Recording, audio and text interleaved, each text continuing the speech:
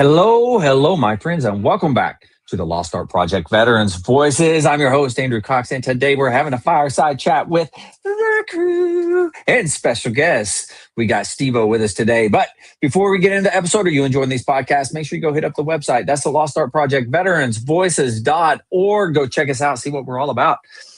We are a new nonprofit, so if there's any way you can help us out, it'd be much appreciated. A big shout out to the Till Valhalla Project out there doing amazing things. If you don't know anything about them, go check them out. Even if you do, go back and check them out again. Always putting out new stuff, always doing great things. You can find them at tillvalhallaproject.com. And for all you people out there that needs a veteran service officer, don't you worry. The Marine Corps League's got you. You can go to mcleague.org.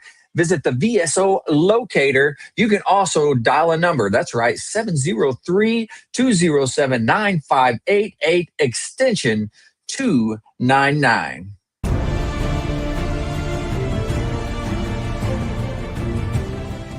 Are you a Marine veteran? Are you missing that bond you had on active duty? Then I have a place for you. Join the only congressionally chartered Marine Corps Veteran Service Organization, the Marine Corps League. Get that brother and sisterhood back in your life. Become one of the fewer, the prouder, a Marine Corps League member.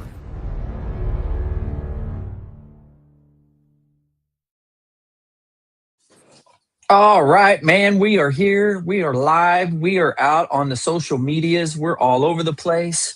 I got a couple guys from the crew. I got Steve-O with us, Story Time with Steve-O podcast. If you guys haven't checked that out, you need to go check it out. But he's here. We're gonna just chat and have a good time. He's also going to talk a little bit about his book. He's got one coming out soon. It might actually, I think you said it was already out, didn't you, Steve-O? Yes. Yeah. Well, we'll start with you now. How are you doing, man? I'm doing good, gentlemen. Thank you for the invite tonight. And after the show, I'll follow you all on YouTube. But hey, Sounds great. Good, man. Last time I was on your podcast, man, just catching up with you and, joined your archive thing that you got going on. So, That's right. Semper Fi to all you guys. I guess you're all Marine Corps? Yeah, all of us, yeah. We won't hold it against you, Now, you just had a birthday, by the way. No, that was my daughter's 19th. I'll be 57 in 3 days. No, you were Army, right? Yes. Oh, the Army birthday. June 14, yeah, man. Told you.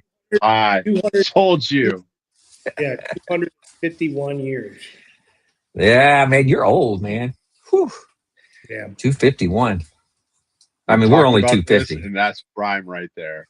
That is exactly what I'm talking about. All right. Well, let's go down. Jess, how you doing, man? I got the long weekend coming up, so I'm loving it. But it's not spicy rain that comes down as ice. I'm happy about that. And it's kind of cooled off. So yeah, I'm digging this. And then my wife's out of town for a few days, so I get to watch whatever I want on the TV, and I'm watching Around the World in 80 Days with Masterpiece Theater. I guess we have PBS. That's wild. So cool. Wow. All right. That is nice. Time, so that's good. Yeah. Nice, man. I like it. Look over there at Mike, man. He's looking all motivated and stuff. He's got a green shirt on. Looks like a Hoorah Marine Corps shirt over there. I don't think that's what it is, but it looks like one because it's green. No. But he's got that super stash. Probably my low definition. He got a super stash. Laptop. It's actually gray. It's one of your TVP shirts you were talking about. So. Oh yeah, Till Valhalla Project. That's right. Yeah. You have the it's a subscription, right? Where they send it every month or something like that. I did, and I told my wife to finally cancel it because I've got more T-shirts than I know what to do with. I mean, don't get me wrong. I love them to death. I love the T-shirts, and she gets mad at me because we'll go out to eat dinner, and she goes, "Are you going to wear that?" And I was like, "Yeah." So if they actually, and that's they made, but I don't think they do. If they actually made like a polo shirt, like a collared shirt, I bet you they have them. I'd have to look at their maybe. website. I'm not I won't 100% lie to you. certain. It's been a while. It's been a while since I looked. But Yeah. I said to her, I said, "So would you mind if I wore that?" She goes, "I guess not." Yeah, I don't really get you're a dressed up a grown-ass whole lot man, anymore. and you can dress yourself. And if she What's has a that, problem with Jess? that, you're a grown-ass man. You can dress yourself. If she has a problem with that, tell her to pounce. You could, if she has a problem with that, she can find you out in the doghouse in the backyard because that's where you'll be staying. Yeah, well, I'm all about what you said, Jess. But in the same sense, it's like, okay, yes, sweetheart. It's like, all right. You like me to wear something other than cargo pants and jeans? That's like, okay, cargo shorts. I was like, okay. Do they make anything else? No, right? I don't know. I don't have any, but they keep saying they do. I've never seen them. Every time I would go to Kohl's and I walk around and I do a quick loop, and I was like, yeah, I don't see anything here I want. If you really want to play this game, you have a little Scottish in you, right? Go with kilt, bro. Yeah, go with the kilt, man. Let the boys free. You know? Let them out, man. I'm not real big on the breeze blowing. No. It is what it is. But All right. anyways, There's not anybody in Boston. They're all rolling around with kilts right now. They might have colonized the city. We might have lost Boston to Scotland. Well, I know it's pretty funny watching all this because a lot of people are coming here and they're like, we always thought that the United States was horrible and this and that. And they're like, man, this is great. This is fantastic. So there's tons of videos out. I don't know if you guys are seeing them all, but man, it's cracking me. Government's in play on this now. TSA had to say is like, if you're going to bring back ranch to Europe, you have to check that. You can't put it on your carry-on. I was actually listening to her this morning when I was driving. Yeah. They were actually talking about that, and they had a, I guess she was Scottish, or maybe from England, literally call in during the radio show and said that she's now addicted to ranch, and she was going to, well, I think it's in New York State, but she was going to, I don't know if it's Kroger or I can't remember what it is. What's the big grocery store up in that area? But she's like, I'm buying all the ranch I can get. And it was like, they're like, we've been lied to. And they had people calling in, about, like Buc-ee's, ranch. Buc-ee's, talking about Buc-ee's. And they're like, Walmart, Costco, a big gulp. Are you kidding me? I get free refills. That's what throws them off right there. Yeah. Well, watching a Japanese guy have Texas barbecue for the first time, his head about exploded. It was just like every bite was like he's never tasted anything like it. Yeah, it was like, and then they were talking about that different stuff, and it was one. Japanese are extremely polite. You see all the videos where they're cleaning up the damn stadium. Yeah, that was pretty cool. Literally cleaning the stadium. And it's like, man, we could probably take some lessons from that. But the kids clean their own classrooms, by the way. That is wild. Yeah. What's the contract at a school? They would all make really great Marines cleaning their own classroom after they have picking up cigarette butts and all that stuff. But do they get online, walk the line, pick everything up? But they were talking about that, and I actually looked at it. I shouldn't have while I was driving, but they were like, "Oh, it's one of these videos," and I was like, I was sitting there. I was trying to pull it up, and it was literally a video of a Japanese man and his family. They went to a Mexican restaurant in Texas, and they ate all the chips and salsa. So they brought another thing of chips out. And the poor guys, he ate the whole other basket. They brought another basket out. He ate it. And they were like, he can't eat any more chips. And they're like, no, it's disrespectful because at that point he thinks it's a gift. So they have to eat what was given to him. So this poor guy is sitting there eating baskets of chips. And it's like, no, you don't. That's messed up. You don't have to eat them, man. It's okay, brother. But it's awesome Oh. to actually see, just watch different things. And I'm Yeah. sure there's probably some negative, but, right now we're all seeing a positive. But it is absolutely, even friends we've met, going on cruises when we went to Ireland and we were in England and stuff like that, actually messaging us. And they were like, so is the stuff over there that they're showing that we're seeing actually true? And I was like, what do you mean? And they're like, you guys aren't a whole bunch of gun toting, shooting, freaking, this and that. And I was like, so the gun toting, I can't actually say yay or nay on that one. Depends on where you're at. They don't have an opinion because they've never done it. So their opinion is invalid. Yeah. But, it's like, we need to come to the United States. It's like, well, that's what we told you 3 years ago, but you haven't come yet because you all think we're a bunch of. It's good So stuff. I used to work at a gun shop and had a range attached to it. And there was nothing crazier than watching a bunch of Europeans come in and go to the range because they could rent guns to shoot on a range. And they went from wee wee to yeehaw in like 10 minutes, man. It was That's just good. the whole transformation was like the circuit blew, and they're like, ranch, Bucky's, a range. Let's just do this. How do I sign up? How do I sign up to be here? They're all like, yeehaw. That was it's just watching them shoot for the first time before they cracked that first shot. I think they thought they had a howitzer in their hand because they were just braced up like this thing is going to blow my hands off, right? And then it's like it's a 9mm. It's like just firm bone support, all that. It's like tink tink tink, and like that first shot, and it looked on their face. It's like this light bulb just like high beams, like an idea, like hilarious. There was like 4 of us that just got there like they've never shot before. They're like, no. They signed the waivers off, and it's not a big range, but there'd be like 4 of us back there just to see the reaction, and it was like instantaneous. Never had an adverse when we had the Europeans come through. It was wild. You don't see a lot of individuals that don't enjoy shooting a gun. Like they do it, like they may be scared or whatever, and they don't like guns or whatever. But the first time they shoot it, just about everybody's like, "Oh, that was pretty cool."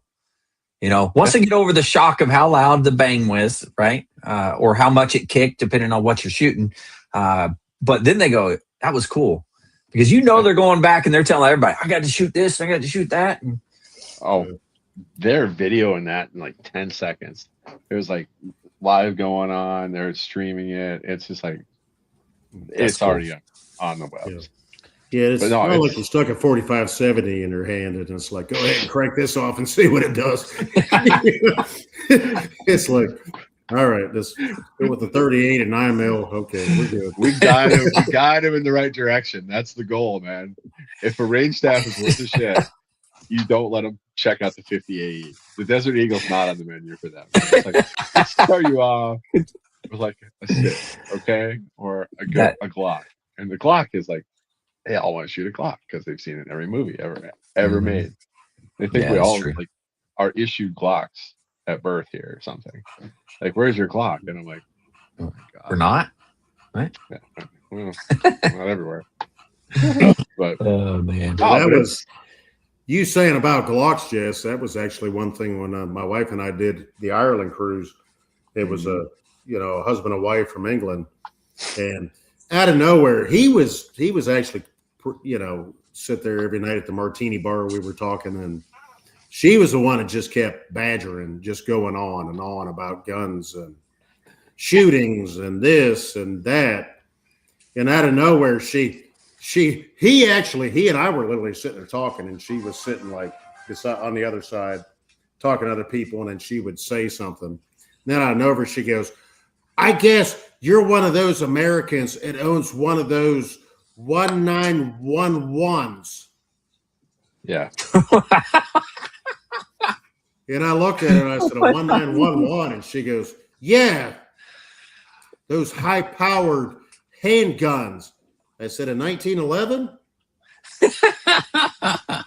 No, they're You mean called 1911s. I was like, if you and I are calling the same thing, what I think you're calling it, yeah, I own like 4 or 5 of them. But yeah, she goes, I knew it. I already knew it. It's a 2 World War champ gun. That's what's all she needs to know. It's like, she goes, I knew it. I already knew it.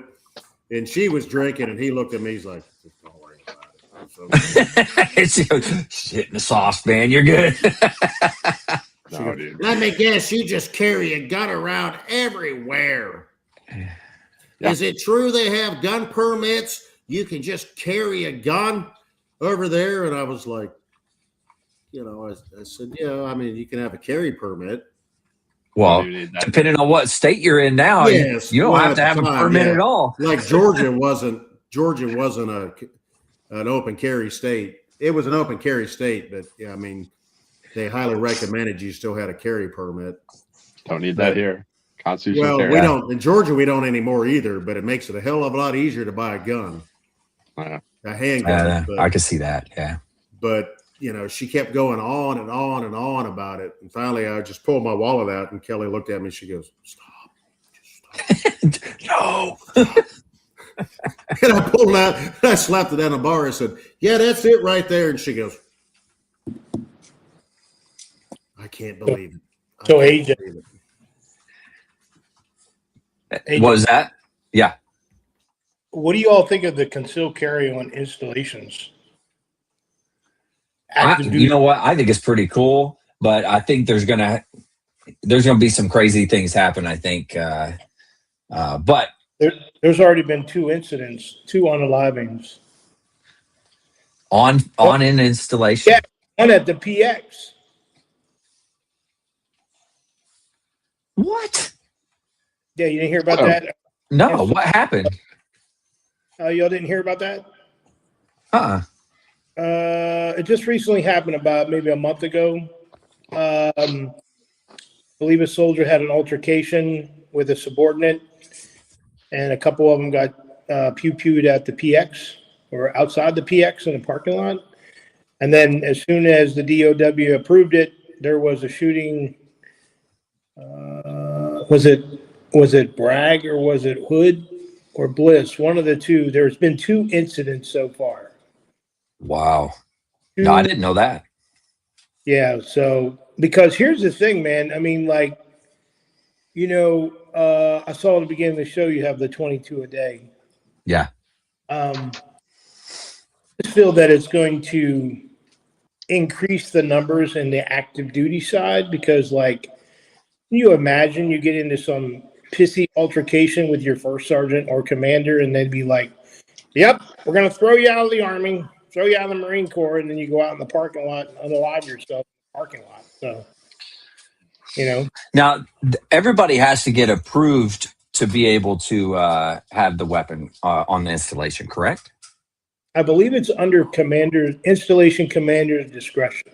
I'm not a subject matter expert, and I only have a non-lethal. So Yeah. Because of my condition, I'm afraid to go and get a weapon. So, Yeah. Right on. Yeah. To be completely honest, though, there was weapons in every barracks. There was pistols in Well, this California yeah. when I was out there. So there is not a shortage of weapons. There's not a shortage of access either. So I think it's just like happening before. legitimized. Yeah, it's been happening before they even approved it. Yeah. They were always doing it though. Yeah. I remember NDs in the barracks and we'd fill the divots in the barracks rooms with epoxy, cover with a rug. I mean, it just made barracks turnover a lot more complicated in 29 Palms. But It's weapons ridiculous. are part of our religion. I mean, Yeah, I hate to say it, was the Mandalorians of the military. When I So in was 29 Palms, you were digging out the asbestos tiles and then sticking stuff in there, and then Yeah, when but I mean, at Go Carson, ahead. they had weapons in the ceiling tiles. Oh, if you're jeez. lucky, it was just weapons. There's a lot of paraphernalia in those ceiling tiles too. I found out. Oh yeah, But- definitely. But I mean, it's just legitimizing what was already happening. It's like saying, yes, you can breathe today. I mean, there's going to be weapons. So If there's Well, I not, then I you got didn't to carry worry. mine. You guys know what HR 6022 is? House resolution, something. Green I'm Star. not s- Green oh Star. yeah, What do y'all think of that? I mean, what do y'all think of that? I know a couple states have already approved it. Like, it's not political, but because it's now going with the gold star and the red star or the blue star. So do you all think that people who unalive themselves as veterans, or I think it's family members and children as well.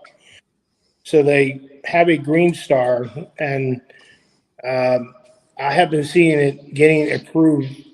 I know Pennsylvania approved it. I think California approved it. It's a huge thing that it's coming out right now. So What is it? I'm sorry, I don't mean to cut everybody off, but what is it specifically? Green Star family, so if you commit suicide, instead of them saying, "Hey, Steven's committed suicide," they would do like a thing, and I don't want to say award you a Green Star, but the banner, the white banner with the red lines on it, with a star that shows like a deployed soldier or something. Died in combat or something like that. Now they have a green star that is going through the system. The system, I believe, is Congress. So there's a petition out there that you can sign. It's called HR 6022. I'm not a political guy. I'm not right or left, but I do believe that they should have something instead of going, "Hey, Stevens committed suicide yesterday." He'll be recognized, for the outstanding achievements of being an author and a podcast host, but now we're going to give him a green star. So now Yeah. I'm losing track. what all do? Give me Sorry, what all do they get? Like, what are the ins and outs of that? Do you know? Like, what are they getting for it? I don't know, because I know Gold Star, they receive money, right? not Right. necessarily. But see, I've been doing some research. If you are active duty or a veteran and you unalive yourself in your home, the insurance don't pay for that. You know that, right? I've heard that. I mean, I don't know that for sure, but I've definitely heard that before. Yeah. I've been seeing that like over on the TikTok, people talking about you can't say the word suicide, but unaliving themselves. And I guess a couple people who have done it, like I believe there's a suicide clause in home insurance now. Really? Yeah, I don't have a home. I mean, I sold my home. I live in a room before I go out on the road and start helping people more, veterans. But yeah, I've just been hearing that, I'd be curious to talk to one of those. I'm trying to get one of those Green Star people. They're always interacting with me. Thank you very much for your support. Like, just send it out like I sent to Cox. Yeah. But, there's stories on every day about service members or children that have Oh yeah. can't fit in with the parent that came back from the battlefield. So I don't know. I know a lot of veterans have negative opinions about it. Some have positive opinions about it. So I didn't know. I wanted to open it up because, like, I'm not sitting here at a computer, so I know some of you guys can look right on your computer while talking. So I'm gonna have to reach out to just shoot them an email and see if they'd come on and talk about it sometime. Star Family hashtag or at Green Star Family. Very easy to find. They're very, very. They will respond to you immediately. Oh wow. So yeah. Well, yeah, I'm gonna have to do that. I have to look more into it because I just don't know the ins and outs of it really to be able to talk too much about it personally. But I mean, I don't think it's a bad thing. Everyone should be recognized for their service. Whether that's a good conduct, bad conduct, whether that's you got out in normal or you ended up unaliving yourself or something. I mean, everyone should be recognized that first and foremost a veteran. I just wish that these people would get more help, because a lot of these people that unalive themselves, they're not getting no help from the VA at all. Yeah. All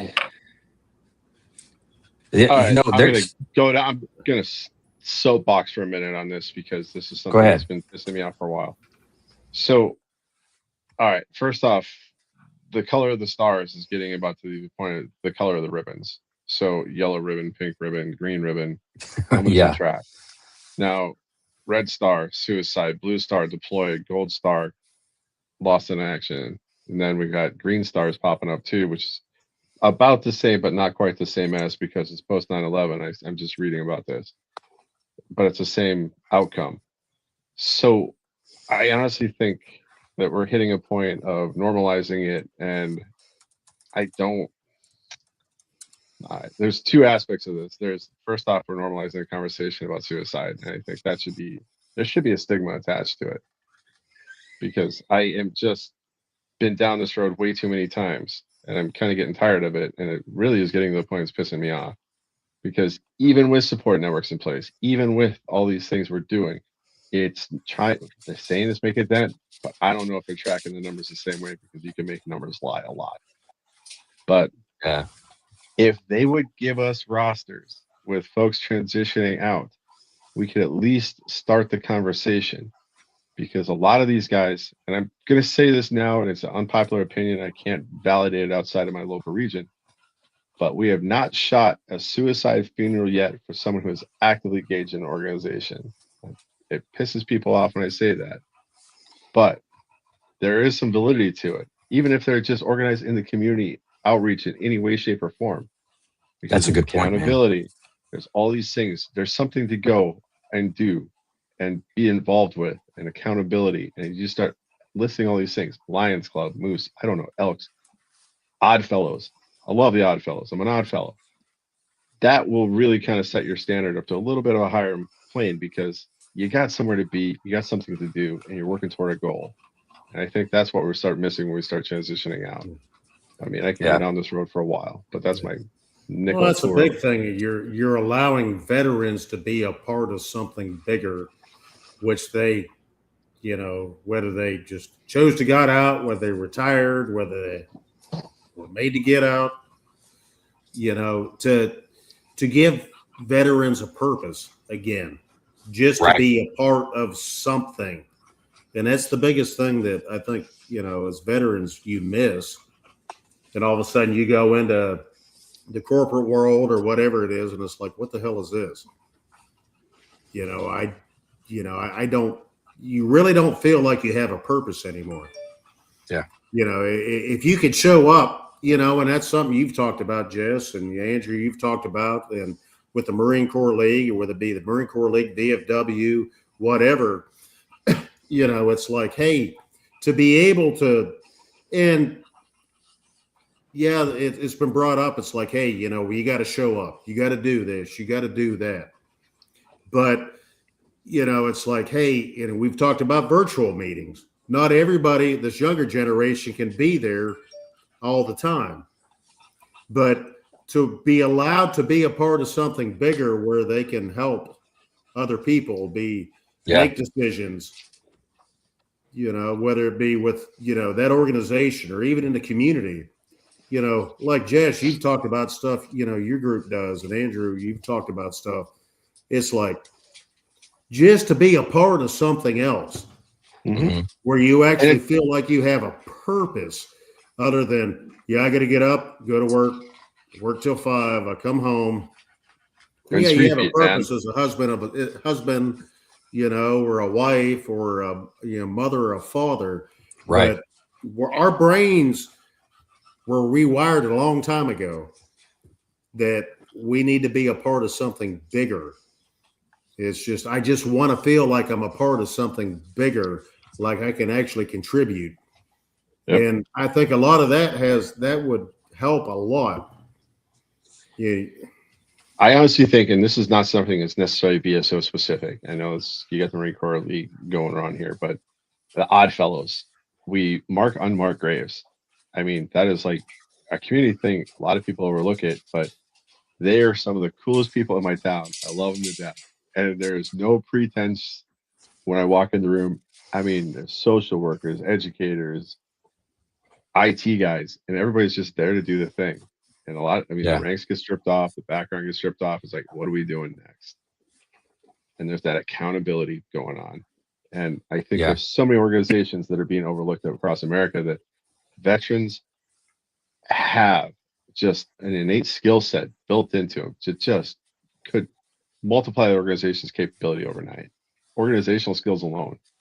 But they gotta cut away from some of that edge they bring into a room. It took me a couple of years to get over that, but I mean, you talk about corporate, Mike. When I got new contractors, they're typically military guys, and my first thing I do is I bring them into a room when I'm onboarding and say, there is no more first sergeant. Your support network is the people in this room.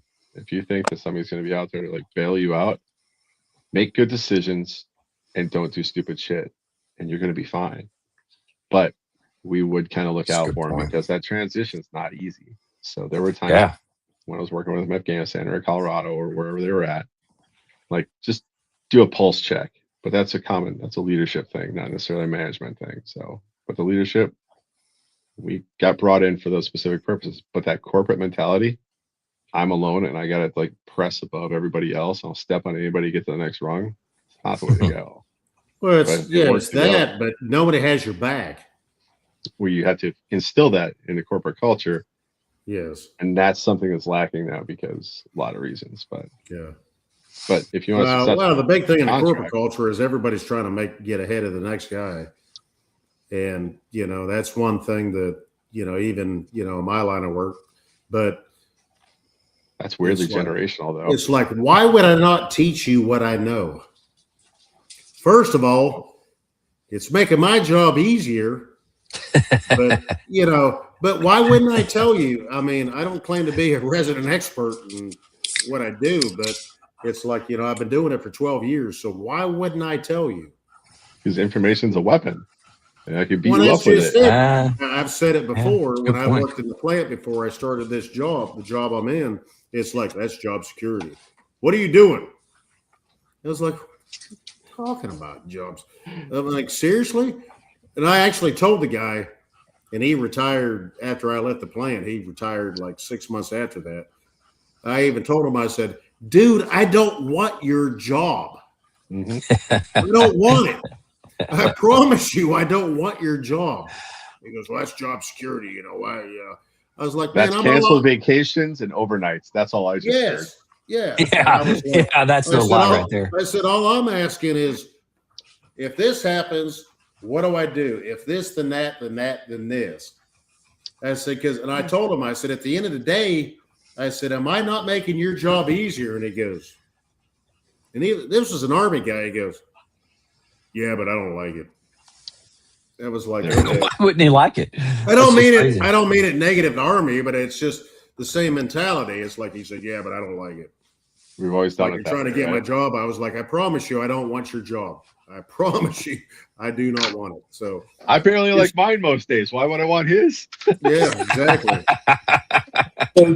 So do you guys think? So I've had Ken Preston on my podcast, and I've talked to a couple. I've talked to Tilly. I'm talking to a couple active sergeant majors. One sergeant major has my audio book, The Broken Mirror, which is military transition, self-help, personal development. So I've noticed a lot of soldiers who recently got out will come on TikTok and blame their leadership for their failures. Now, the reason I say that is I don't know what it's like in the Marine Corps, but like when I went to PLDC, Primary Leadership Course or Warrior Leaders Course, that's where you become a sergeant or a non-commissioned officer. I think from that day that you go to that school, they should teach in the different NCO courses the different levels of taking the military lingo and changing it civilian, because some guys and gals will graduate that course and be in charge of their team or their squad. And there's a staff sergeant just a platoon sergeant that, the kid gets out or is getting ready to transition out and you just became a sergeant and they're asking you all kind of questions that you don't know because like you don't know what it's like on the outside.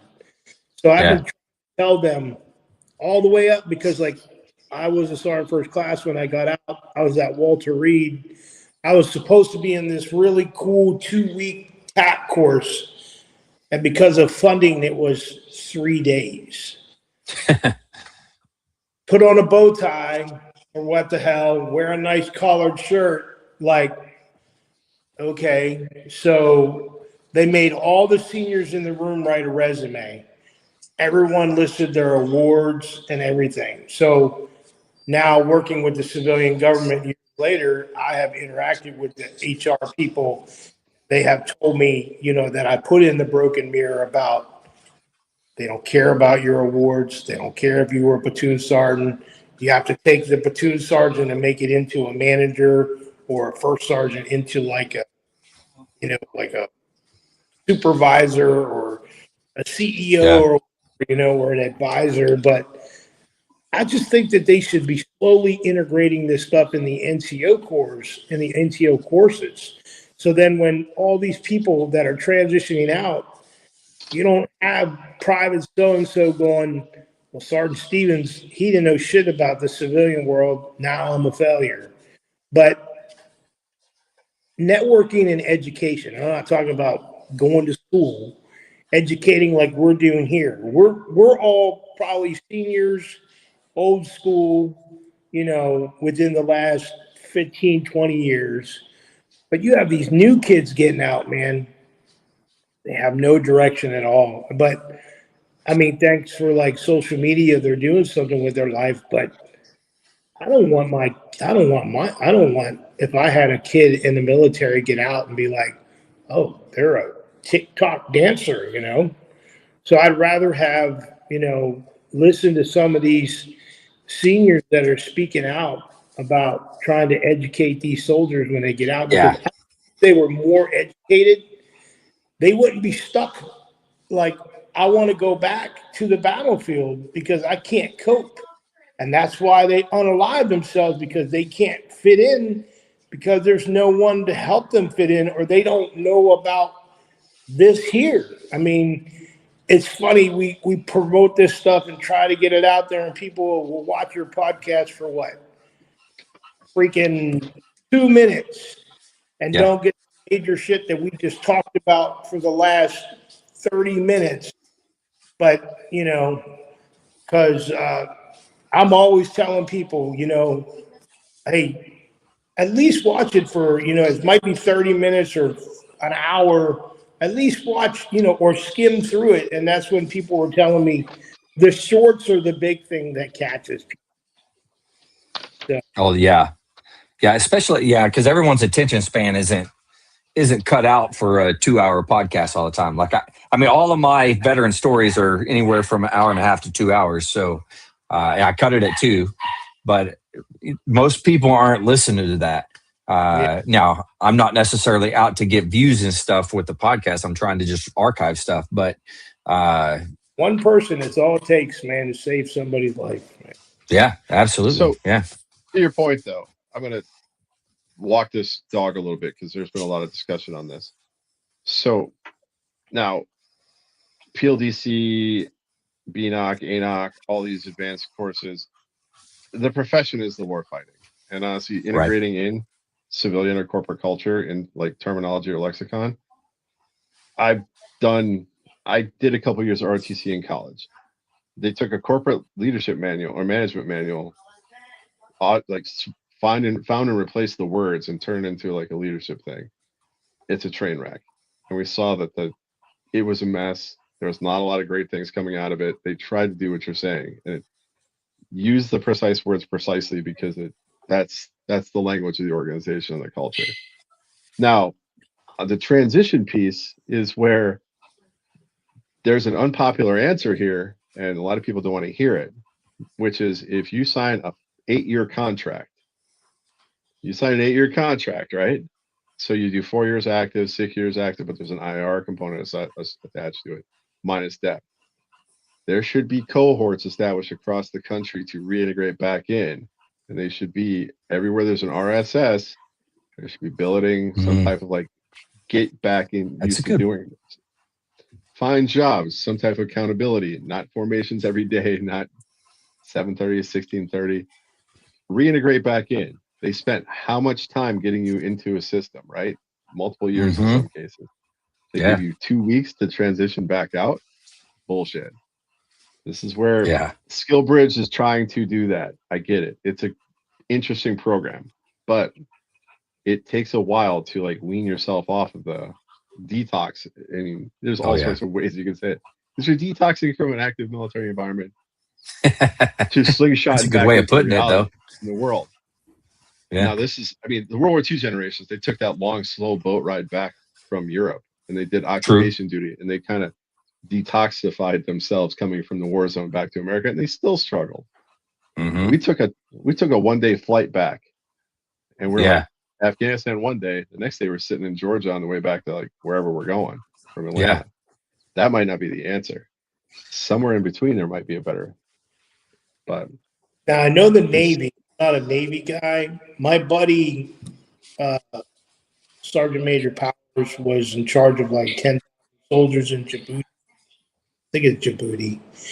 When he came back, I was like, yo, we got to get together. He's like, we got to do this transition thing. He was locked down at Norfolk for 30 days. Whoa.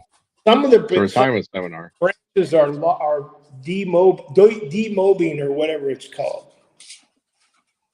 But he's actually like a National Guard or reservist type that's sergeant. demobilization. It takes they built that into the orders though. Okay. There's mobilization for 90 days, demobilization for 30 on station. And they have demo centers. Interesting. Mobilization, demobilization centers. I worked with that when I was in the reserves. For when soldiers come back active duty, like instead of them seeing their family, because when I came back from my 5th combat tour, and I wrote for the Center of Army Lessons Learned, I didn't have a weapon. So as soon as I came back, I treated my wife like she was the enemy because I had just newly got married. I was single for 19 years, and her and I sat down and was like, "Look, you ain't gonna make master sergeant, so your ass needs to go to Walter Reed and get like fixed because we got a kid coming." You know? Yeah. You don't know how to be. I didn't know how to be a dad or anything like that. Most of us didn't. There's not a manual. I still don't know how. I'm still working on it, man. No, but I mean, you start looking at this demobilization piece. There's a mental demobilization too. I was GeoBash for about 2 years. And this is also one of those things they tell you when you start reintegrating back into your household. It's going to take a minute. And everything that she's been doing when you've been gone, you can't just jump in and say, "I've got this." That's playing with matches in a magazine. I hate to say it, in a powder mag. Yeah. There's got to be a slow transition and a transfer of power at that point. Mm-hmm. It's not going to be. I'm not saying that, you're maybe, I don't care what anybody's dynamic is in their house, but, at that point, guess what? That woman had to be mom. She had to be dad. Yeah. She was the caretaker. Plumber. Everything. Yeah. Still working, whatever she was doing. I know my wife at that point was putting herself in nursing school. Still had to sit there and she had to worry about trying to get through nursing school. But, she was sitting there with homework. And, one night my son decided he was going to go out and turn the refrigerator off, in base housing at Pendleton.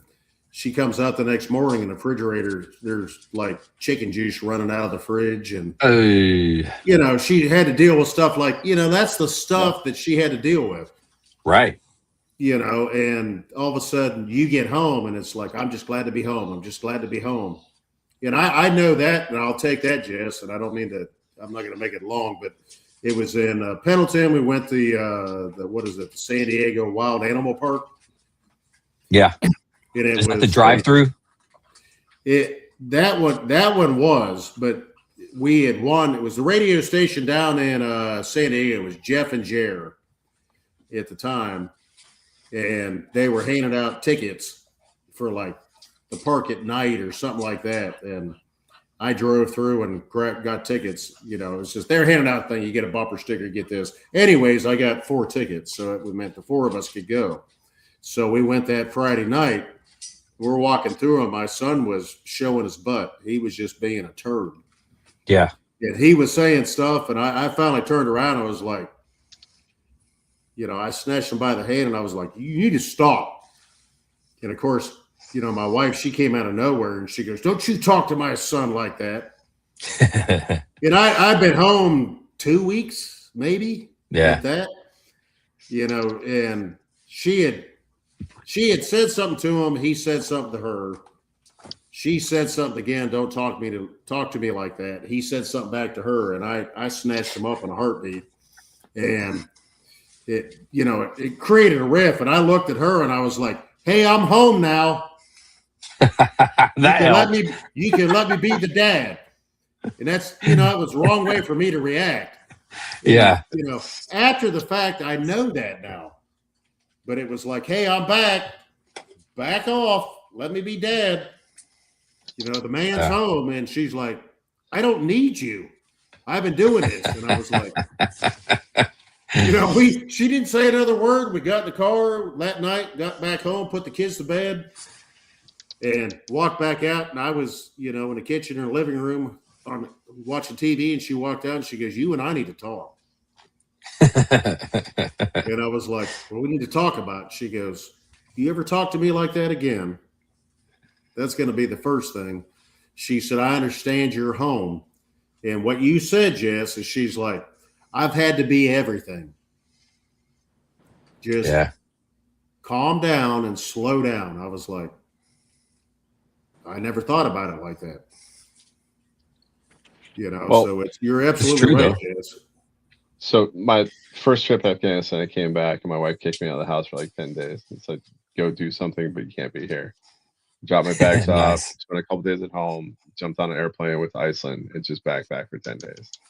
Didn't know where I was going to sleep, didn't know what I was going to do, had zero plans because everything had been dictated to me, or I was running a schedule or keeping a schedule for the better part of a year. I needed to break out of like that headspace. So that's an easy, but there's a confidence thing there. You got to be confident in your marriage to pull that one off. But she's like, just go take a road trip. Go somewhere. Just don't be here for like a few days. Just go. Don't even know where you're going to stay. Don't even put a plan in place. Just go figure it out. And honestly, it kind of clears the mechanism a little bit for me, but it might not be for everybody. But no, I think it is. Jeff, so why can't, when you come back from those, it doesn't even matter when you come back from combat. I mean, like, got a lot of people that are taking their lives and they haven't even been to combat. Like, why can't the military pay these nonprofits to snatch up? Like, do you guys know who Joel Trevera is? No. I know that name. He's the guy that got blown up in 2000. That's the guy you were talking about earlier, right? Yeah, he's the guy. Okay.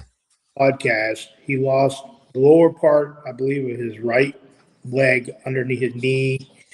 Burned 70% of his body completely blind. You think that held him back? I mean, that dude is going like nonprofits are helping him go to like hunting things, fishing things. Like there's also stuff out there, Operation Outreach for spouses and stuff. Yeah. Like, why can't they just do all that stuff? Man, it's going to make me swear now. Why can't they make them do all like when you get out of the military? Why can't they have something set up instead of like, okay, why can't they go on a trip? Like you said, you went to Greenland or Iceland, right? Iceland. Yeah. So why can't the husband and the wife or the whole family, why can't they be like, okay, you just got out of the military after 20 years and you don't know what the hell is going on in the civilian world. So why don't instead of like, spending the money on a funeral, they send the family on a trip, Like, Because if I would have taken my family to Iceland, I would have left them there. I needed to do it by myself. I yeah, or needed to they just, I needed to Yes. find my own path. That's exactly, Jess. You hit it right. Yeah. Why don't they just take the veteran then? We'll change it up. Why don't they just take the Yeah. veteran? You know? Well, I'm Well, No, there's, it would there's be enough more- senior leadership out there as like these organizations. You're absolutely right, man. well, you You meet know, one There's veteran, you tons met of one veteran. organizations. There's not a cookie cutter solution to any of this. Oh yeah, And yeah, it's I'm true. kind of getting tired of pretending that there is. So- There never will be. I was on AJ's podcast a couple months ago. And so I'm not here to brag because I don't usually talk about this, but I'm an award-winning author. I've written the Mirror, the Broken Mirror, and No Filter. But the book that's getting a lot of attention is the Broken Mirror, because one, it's about a parent and a child, that broken bond when you come out of the military and try to, you know, I won't lie, my wife and my daughter were known as bitches and whores because I was so medicated from the VA. Like, I didn't know who my daughter was for 3 years, you know? And I wrote about the military transition, self-help and personal development, death and dying as well. And I'm trying to get that book into the MWR library, Morale, Welfare, Recreation Yeah. Library, download for when soldiers transition. Or I'm actually trying to do a contract of my new book. It's all 3 books combined into one, the Reflection series. For like, this book is $55 because it's laminate, special artwork. But if the Army, or starting out with the Army side, would buy it for like $1 for a download for a soldier, because a lot of people don't read today. They listen or they read stuff on a manuscript. Like I was telling AJ, for letting me be on the podcast, I'm going to send him the manuscript and he can send it out to you all and you can see what I'm trying to do, you know. But I'd love for them to buy the book I'd sell the book for $1 if it's saving lives. I know that the Broken already saved 3 people's lives and they were veterans. So, and I'm getting ready to go out in October on a purpose tour. Like, I'm networking with installation sergeant majors and garrison sergeant majors to just go to a theater. And if anybody's transitioned, I don't care if it's 300, one person. You know, What is your purpose? Do you have a 5-year plan? What's your transition going to be like? Is it going to be all green and grassy when you get on the other side? No. And how about mental health and suicide as well? You know, that's what I want to talk to people about. And I'm doing it absolutely free until someone goes, hey, we want to hire that guy to come over here and talk to our organization. But using all my retirement money and stuff from selling books to go out on the road and try to talk to people, because, like, man, I'm tired of hearing some of my friends that aren't here no more, man, because they can't fit in. After 20 years, they still can't freaking fit in. Yeah, You know? it's true. So, Yeah. I could make my marriage last 10 years, man, with no intimacy, man. I stayed because of my kid. I was suicidal in 2014 and 2024. So, and I hope that what we're talking about here helps at least one person, man. I really do, man. And even the people that, I mean, even in the military, they have to deal with like people that they're around from the military. Someone just dropped a huge comment. Yeah. He's saying, thanks for talking about this. Good discussion about Broken Mirror and the corporate settings. Just my observation from a guy who is getting out. Change the mindset. As a service member, you are not getting out of the service. You are going into workforce. # build your network. Last 10 days of terminal and E9 with an MBA, PMP, LSS, GB. I don't even know what those are, man. That's for business But, administration, project manager, professional, LSSGB. I'm not sure what that one is, but the So, first 2 are, Can you comment on these people? well, they're online. Yeah. I mean, all right, this transition, especially the corporate world, especially when it comes to the senior enlisted, expectation management, and also it's going to be coming down to they're intimidated. A lot of them are intimidated by it. And when you start talking about an E9, so Sergeant Major Master Guns, Senior Chief or Master Chief along that line, I hate to say it, that's almost E level, almost C-suite when you're talking about how many people you're leading for a lot of these corporations. Yeah. I also got to ask, and this is a question I ask folks too, because I talk to a lot of retired guys, my buddies. Do you want a job or do you want a career? If you start, because if you want a job, don't shoot for the C-suite. Shoot for a happiness. What do you want to do? Do you want to trade one complete soul-sucking life for like every all-encompassing? This is everything. This is who you are as an individual. Or do you want a job? A job. I don't look at my rearview mirror when I'm leaving the site. I don't think about it when I'm not there. I got brain power at the end of the day. That's a job. Need a career these Good point, man.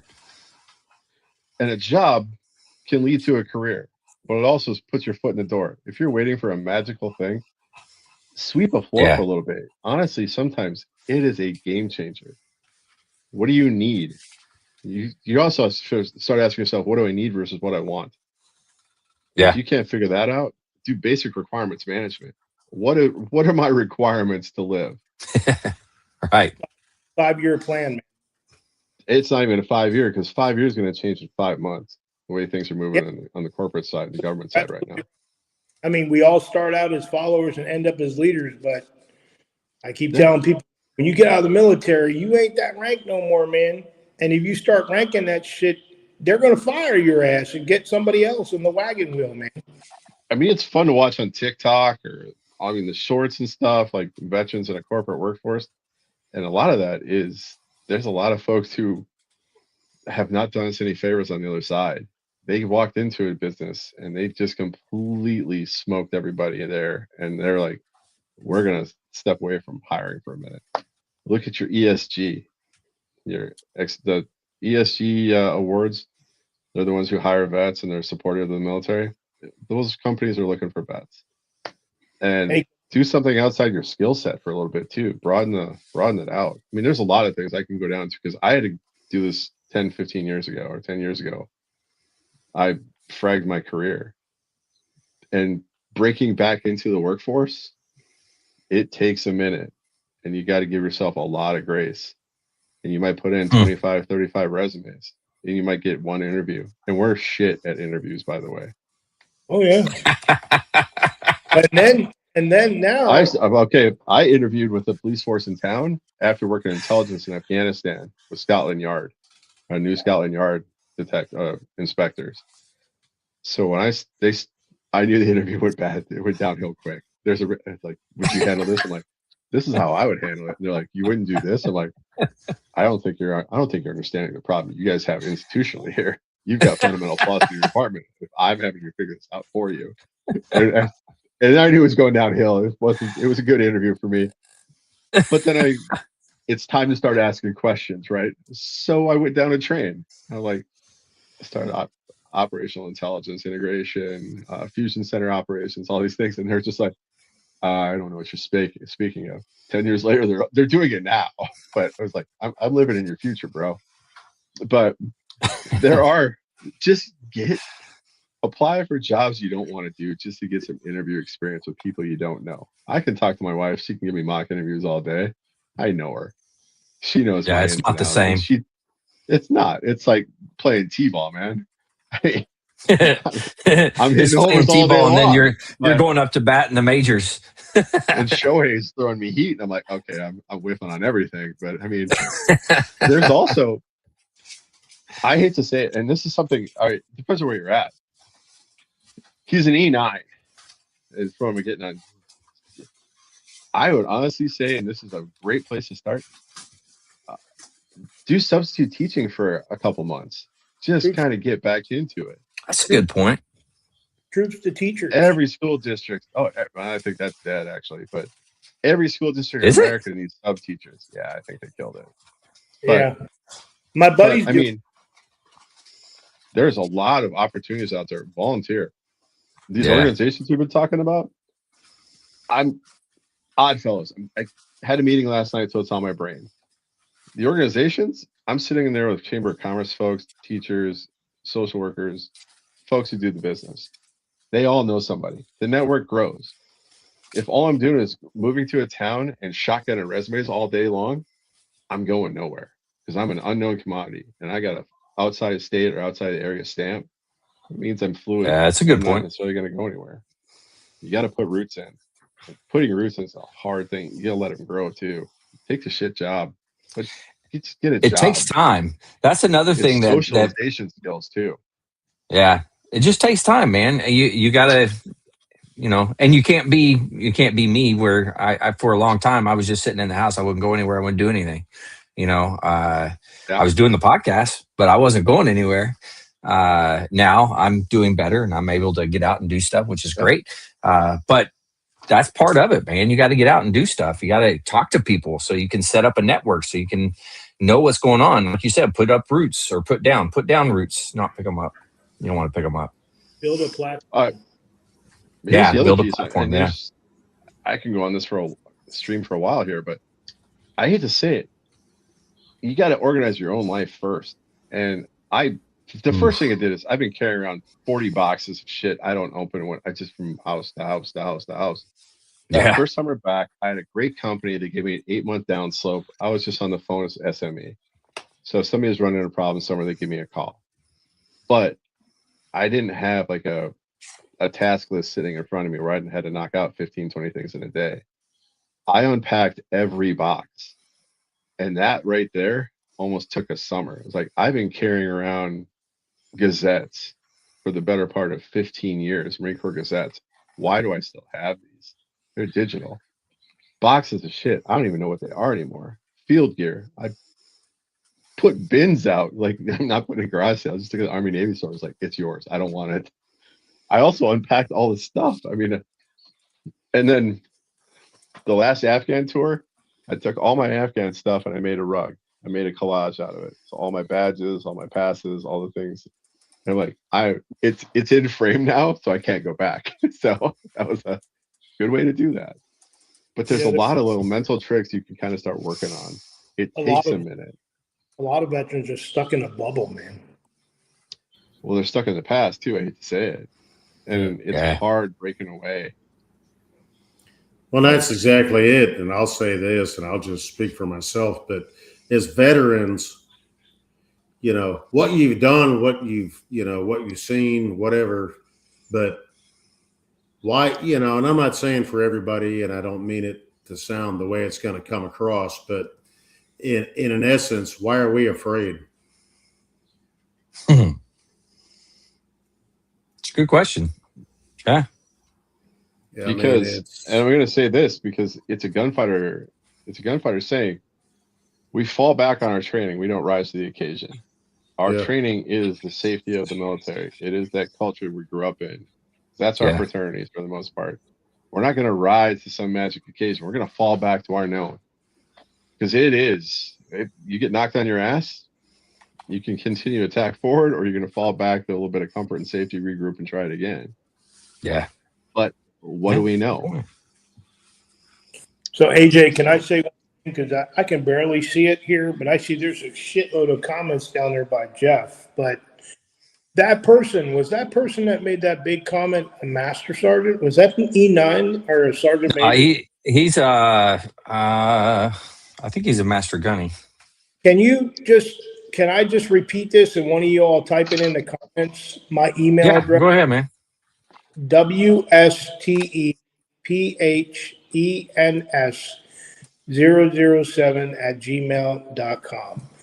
I'm reaching out to them. They reach out to me. I'll send the audio absolutely for free. I almost made it. Screwed that up. WSTEPHENS007@gmail.com. If that individual reaches out to me, it's their obligation to get Audible, and I will send that shit to them absolutely free. I will send them a free download, and I don't need any response back. They can figure it out. But I'll tell you what, if the book saved 3 people's lives, there's something in that book that could have that master guns. Trust me, I know. I'm a survivor.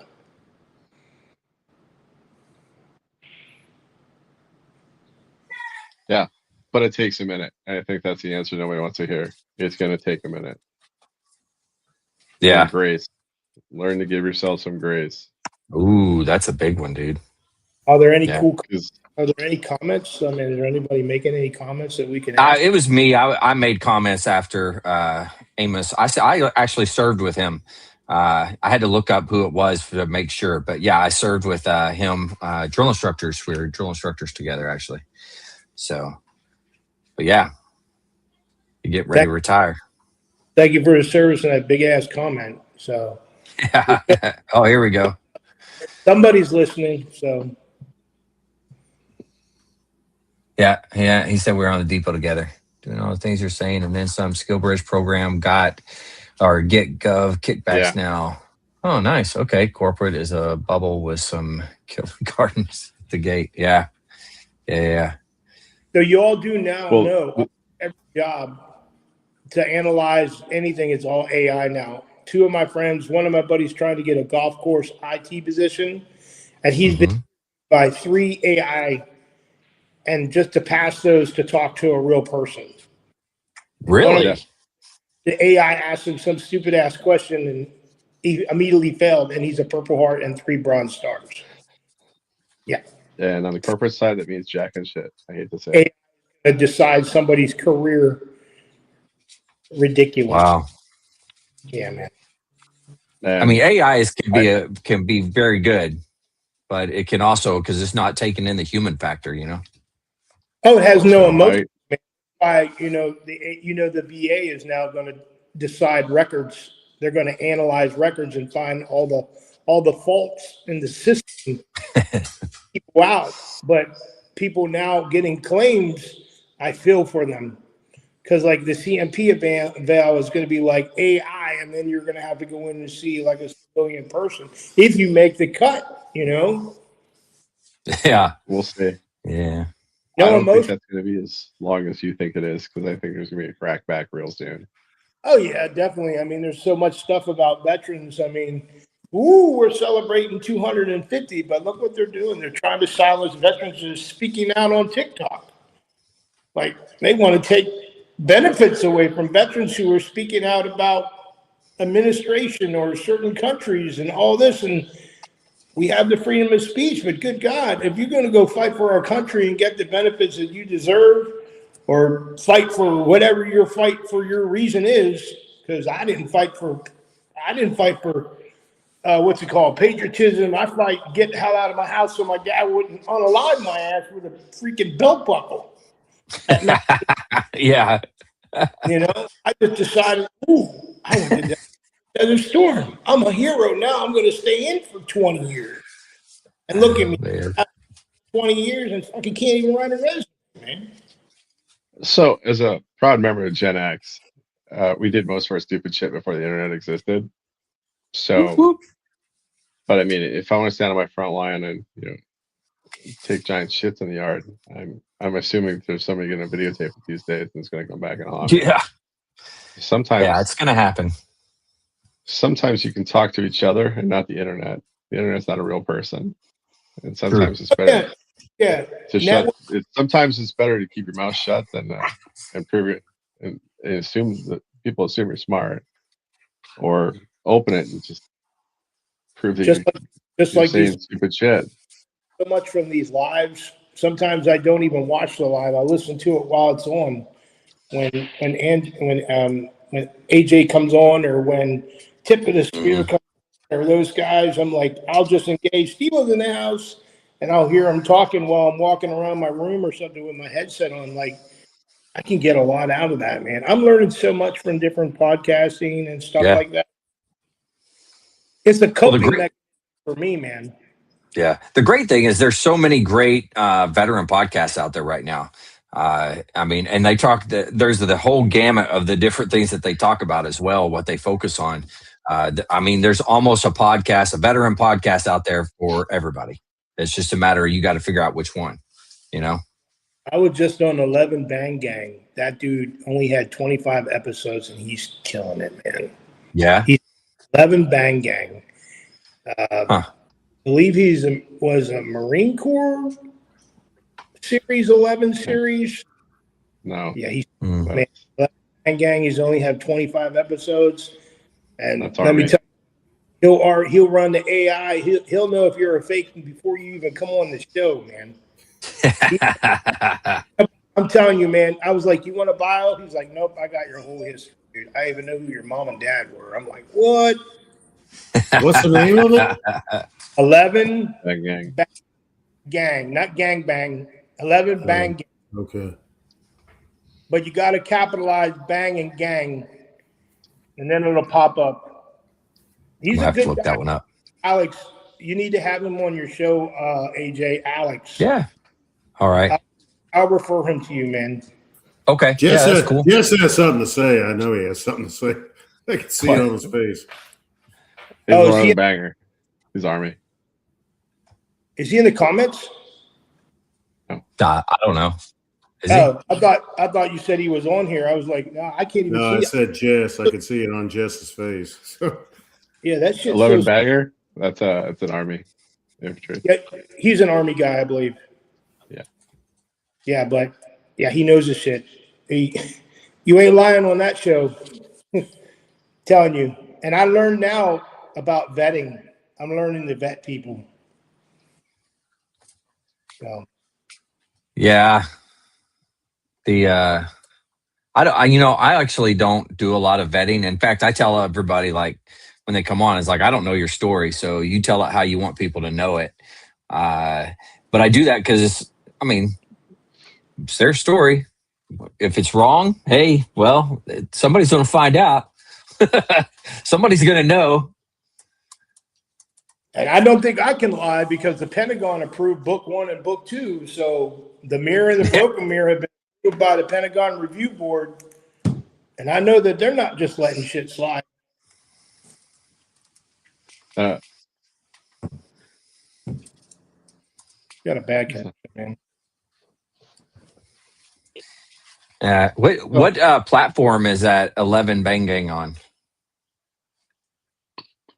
Do you know? He's on YouTube and Spotify, man. Is he? Okay. I have to look him up later. It's orange circular logo. Okay. Yeah, I'll take a look here in a little bit. Evo to him, man. That dude's amazing, man. Cool. Well, I think we've talked long enough. I think it's time to start wrapping things up here. I hope it's not Pornhub. He said, "I hope it's not Pornhub." Well, I know. Communications is going out on this. When you first said that, I was like, okay, 11 Bang Gang. You're like, oh yeah, I ran into a unit in Afghanistan that was running around with that. I'm like, I had a T-shirt and everything. I was like, oh god, he's punked.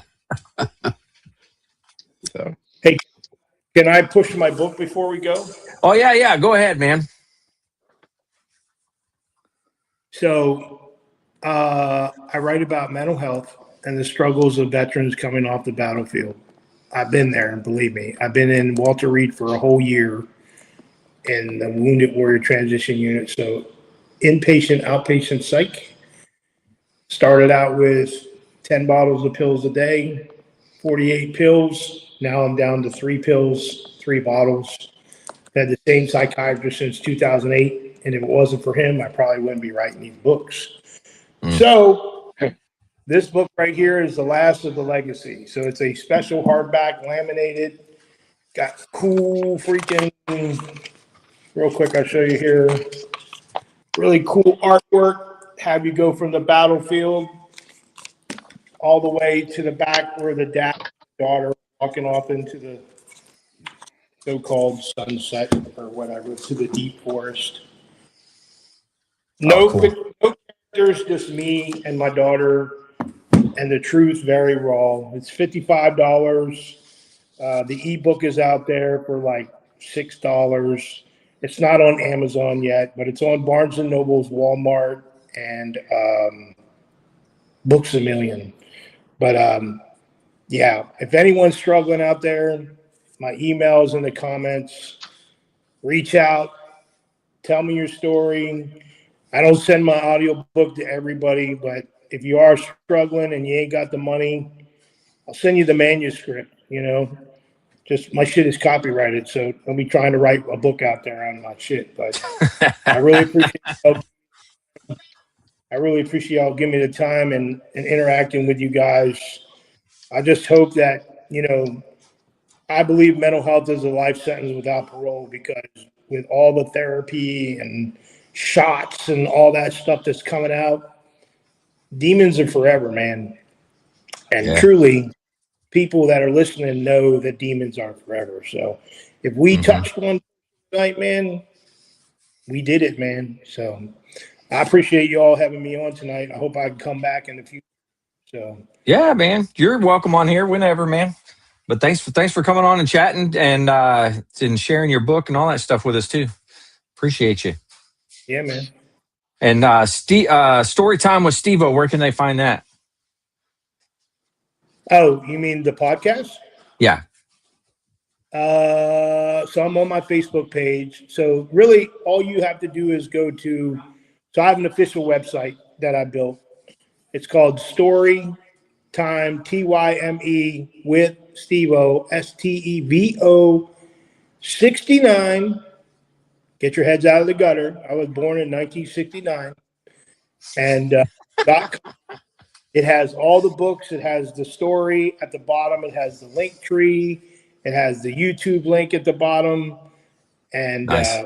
yeah, and there's a contact thing if you want to reach out and talk. I'm also on TikTok under Storytime with Steve-O. I go live once in a while, but there's so many veteran communities out there. The three biggest communities four communities are author, Gen X, G7, and freaking veteran community on TikTok. I don't sell shit there, but there's a lot of senior people that are on TikTok that are trying to go after soldiers that are trying to monetize. Don't monetize if you're a duty soldier on social media. You will get caught, believe me. Big brother's watching. Yeah. So Yeah, that's a good point. I'm just going to keep my mouth shut, but thanks, brothers. Yeah, man. Thanks for coming on, dude. All right, Jess, you want to give us a book report, man? What do you got? First, I have a story. So, okay. If you don't know who Terminal Lance is, he was a Lance Corporal we had in our section over in Hawaii when I worked over there, and now I guess he was the Twilight Parade at the barracks, guest of honor from the Sergeant Major of the Marine Corps. So he was, was wild. So little Max is out there doing his thing. I don't know if you guys saw, but the comment coined him, and he doesn't have a coin. I don't know if you heard about this, but he has a condom. So he's got a condom with his own Terminal Lance wrapper on the inside. It's a comic. It's like the judge, the fraternity says, "It's that you're not the father." He's like, "Yes." That's what he gave the comment on. So I just thought that was good. The most Lance Corporal shit I've ever heard in my life. So passing that along. All right, oldie but a goodie. Tony Zinni, The Battle for Peace, and this kind of was a precursor as a run up to the 80s or the late 90s when he was a CENTCOM commander. He was the CENTCOM commander for Tommy Franks in the invasion of Iraq. So if you're not familiar with Tony's story or Tony Zinni or General Zinni, he was a Philadelphia bulldog. I mean, this guy was old school tough. A lot of great stories. If you don't remember him, that's kind of his picture. I think Mike, you should remember him. AJ, I think you might have caught the end of him. But amazing mind. He was an advisor in Vietnam. I mean, he was just all over the place. The Zinni stories I've heard over the years, especially in Somalia, are amazing, and they read a book in and of themselves. Like, Muhammad Farah Aidid, you familiar with him from Somalia? Mm-hmm. He would frequently have meetings with him, Tony Zinni or General Zinni and Aidid, before the Black Hawk Down thing kicked off. So that was back when the Marines were running Somalia on the security side, but great stories. But the CENTCOM piece, he's an amazing writer. He's an amazing mind, especially when it came to foreign policy. It's a little bit dated because this came out a few years back, But if you get a chance, it kind of gives you an idea of what foreign policy looks like with a military in mind. I just highly recommend it. Anything by Zinni is going to be a good read. But The Battle for Peace. So that's my book. It's an oldie but Very a goodie. cool. Loving it. Loving it. All right. Well, you know what, Mike? You got to give us that humdinger tonight. So what do you got? Well, I got to apologize because I wasn't able to do my research. That's why I was late getting on the podcast, because I got home just in time to jump on the podcast. So I apologize. I don't have a humdinger. That's okay. I just wanted to blow you up here so everybody see that cool mustache. So Oh, yeah. Well, you can enjoy it for another week or two. It's going to be gone here soon. So No. whoa. yeah, it's got to be gone. I'm going to say this, Jess. I'm going to say this as a joke, but Jess is going to have a comment. Yeah, the wife said it's got to go before we go on our cruise next month. So yeah. I have no comment. I mean, Jess is like, you're a damn man. I can't grow a mustache. I grow the best neck beard you've ever seen. It looks like I'm gonna Neck beard. or build you a Love it. barn. Depends on what part of the country you're from. I grow Nice. a great Like almond Amish? beard. Amish, yeah. I'm Very a cool. family of Swiss Mennonites. This is how I build barns and raise turkeys or pigs. That's how it works. I'm outside my family skill set, so it confuses me. I love it. Wooden pegs into boards and then shoot a gun. So there you go. My cousin he still does that, like traditional carpentry with the dovetails and all that. Yeah. If you Dang, ask good for him. Any of that, he teaches at the University of Minnesota and sustainable architecture, and I completely got skipped by that entire gene. You want me to put a door across the room? I'm your guy. I'll hook it with a water charge. We'll have all sorts of fun. But you ask me to hang a door, it's going to come up sideways somehow. It will never close. It will never fit right.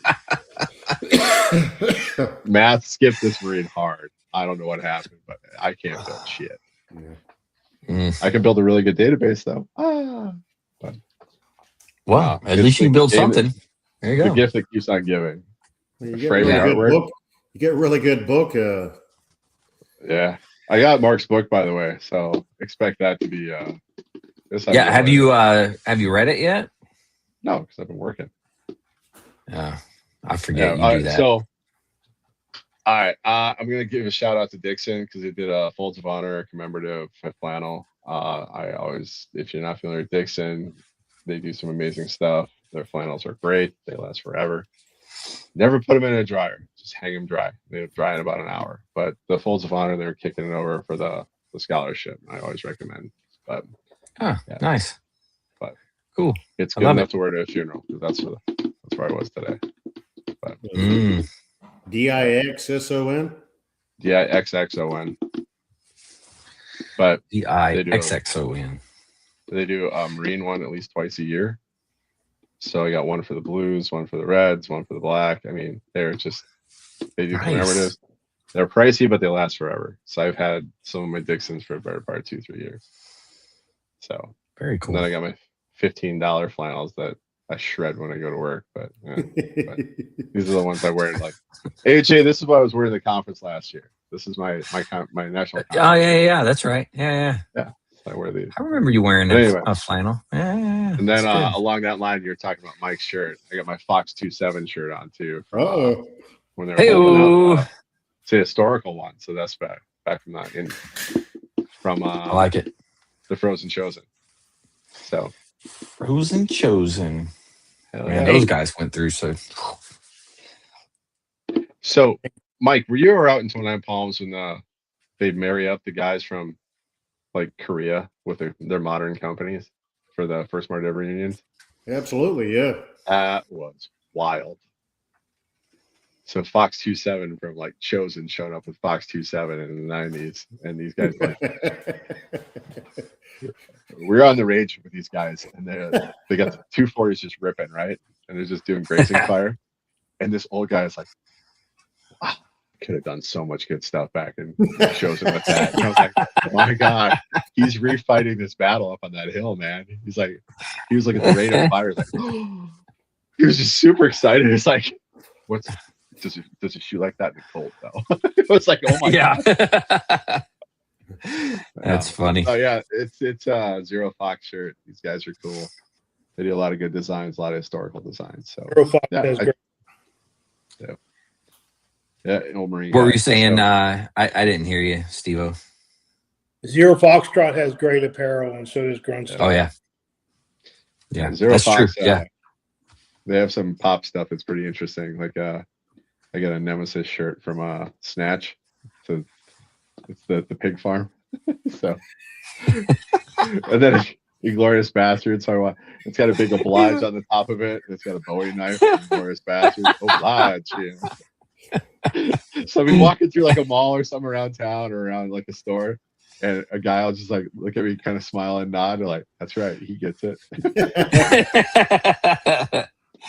Oh man, I love it. Yeah, we did one of those, Jess. I know you're trying to get off here, AJ, but you know. Yeah, we're gonna have to wrap this up. I apologize. Well, let me just say this because everybody's go ahead. Out of it. But we did one of those. I think it was in 94, 95. I don't remember one of those years, and they wanted the band to go play, and they went out to the range and came back. I don't remember. I don't remember unit. I don't remember anything, but it was like you're saying, Jess. You know, it was these older guys coming in and all that stuff. So they wanted. We sat and played in the theater on base in 29 Palms, and they were playing and all that stuff, and they're all sitting out there, you know, listening to everything. And you know, it was a base-wide thing. And we played, you know, Armed Forces medley, obviously. But we got the Semper Fi, and we're playing it. And it's like, and you're United States Marine Corps. We started playing Semper Fi, and this old dude jumps up and goes, Semper Fi my ass! Yeah. It's like, and it was like, you start laughing. You know, it's like, really? Wow. You're like, Semper my ass. Oh, that's good. That was a Lance Corporal back in the day. That's what Probably, that was. Yeah. Yeah. But he was there. Sure. It's like, yeah, if you're that disgruntled, why the hell are you here? But he was there. So it's like, my ass. The boys made him go. The boys made him go. All right, with that, go ahead. I got to head out, but I just wanted to say I'm not a Marine, but Semper Fi, Army Strong. What is it? When I came in, it was be all you can be. And that's right. Anyone that dropped a comment, thank you for the engagement. That's the most important thing, engagement. So. Yeah. Cool. Thanks, Steve-O. Much appreciated. I'll go ahead and wrap it up. To everybody out there, if you're struggling, need help, anything like that, don't forget the VA does have some good resources. You can always dial 988, press option 1. You can always text 838-255 or go to veteranscrisisline.net, click on that chat icon. Any of those options will put you in contact with somebody that can help you out. But remember, one veteran life lost is one too many. I care about you. The crew cares about you. Steve-O cares about you. The whole veteran community cares about you. So please reach out for help. And if you're out there, you're not struggling, reach out to the buddies you served with. Ask them how they're doing. If they need that helping hand, please give it to them. All right, fellas, one last time, thank you very much. To everybody out there, stay motivated. Change your socks.